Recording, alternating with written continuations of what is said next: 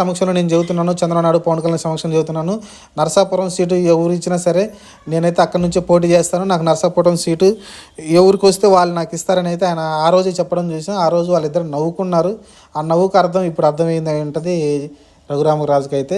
ఎందుకంటే ఆ రోజు ఆయన అంత గట్టిగా చెప్తున్నా వాళ్ళైతే సైలెంట్గా ఉన్నారు, ఎలాంటి మాటలు అయితే చేయలేదు, వ్యాఖ్యానాలు చేయలేదు. నరసాపురం సీటు నీకే రఘురామరాజు అని అయితే ఎవరైతే ప్రకటన అయితే ఇవ్వలేదు. మరి అది పరిస్థితి. టీడీపీ అయితే చాలా టాక్టిక్గా అయితే వ్యవహరించింది అనుకోవచ్చు. ఎందుకంటే ఖచ్చితంగా బీజేపీ కనుక నరసాపురం సీటు తీసుకోకపోతే టీడీపీ దగ్గరే ఉండింటే టీడీపీ ఖచ్చితంగా రఘురామరాజు ఇవ్వాల్సి ఉండేది. కానీ బీజేపీకి ఇచ్చి మంచి పని చేసింది అనుకోవచ్చు. అది తెలివిగల విషయం అనమాట. ఎందుకంటే ఒక ఎంపీ సీటు తగ్గిపోతుంది కాబట్టి రఘురామరాజు ఆయన అయితే రఘురామరాజు ఊసరవెల్లి టైప్ అనమాట.